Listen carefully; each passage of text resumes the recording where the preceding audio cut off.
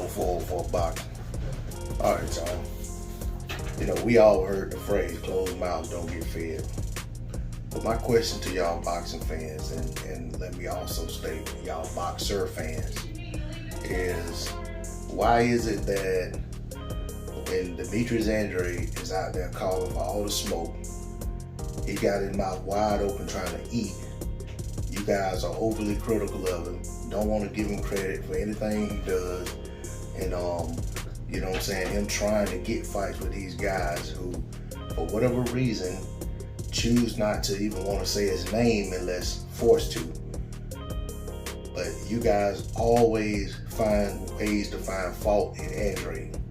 When Andrade got on a plane and left his home state of Rhode Island, I'm assuming that's where he came from, but wherever he came from at that point, whether he was in Rhode Island or whether he was in Atlanta or whether he was in California, wherever he was at, he made it his business to go to the Canelo fight and offer up his services as an opponent for Canelo, only to be dismissed once again as a guy not worthy of getting a fight. You guys all cheered that on, laughed, ridiculed him, and got behind Canelo, who you have the same, you know, who is the same guy who, when he's that way toward other fighters that you support, you have an issue with it. And then when those very same fighters that you support echo Canelo's statements about Andrade, you guys eat it up and cheer him on.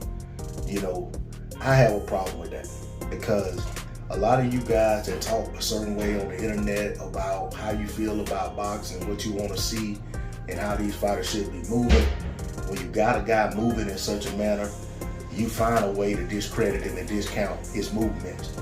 You know, you find a way to say that, oh, well, he don't really want smoke with Jamal because he went to the zone.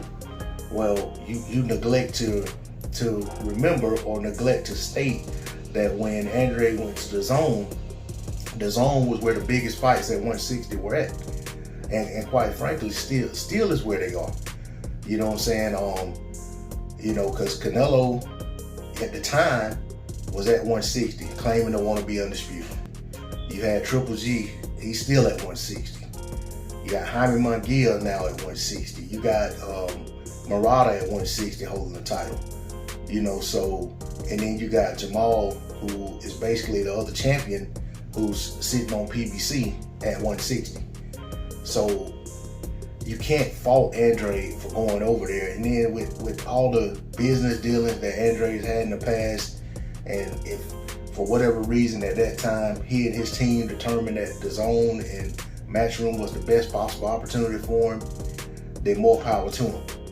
You know, because when Daniel Jacobs went to the zone, Matchroom, there wasn't this outcry of criticism for him going where he could get that bag.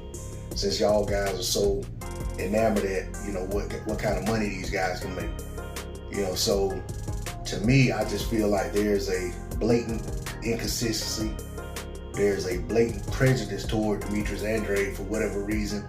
And it's not just Andrade, there's other fighters as well. But I just want to point out Andrade because a lot of y'all's excuses for why you act the way you act toward Andrade, they really don't hold weight when you compare and contrast that to the things that you're willing to accept from these other fighters.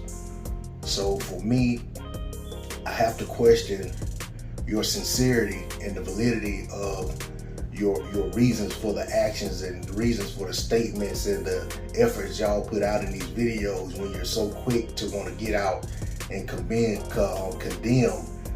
dismiss, belittle, and undermine a guy like Demetrius Andrade, who has been a champion at 2 divisions and was always a guy trying to unify, you know what I'm saying, and trying to get fights with other champions, trying to fight other top contenders who said they wanted to fight for titles but couldn't get those guys in the ring.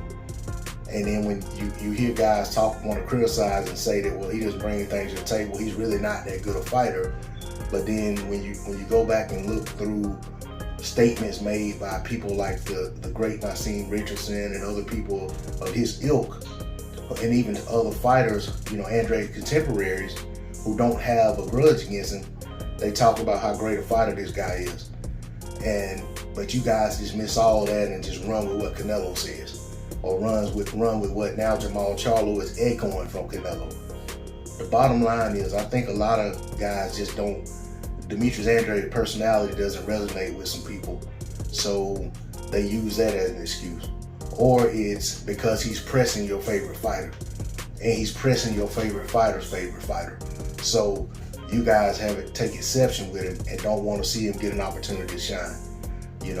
But for me, and on my channel, I'm gonna give Demetrius Andrade the respect I feel he deserves.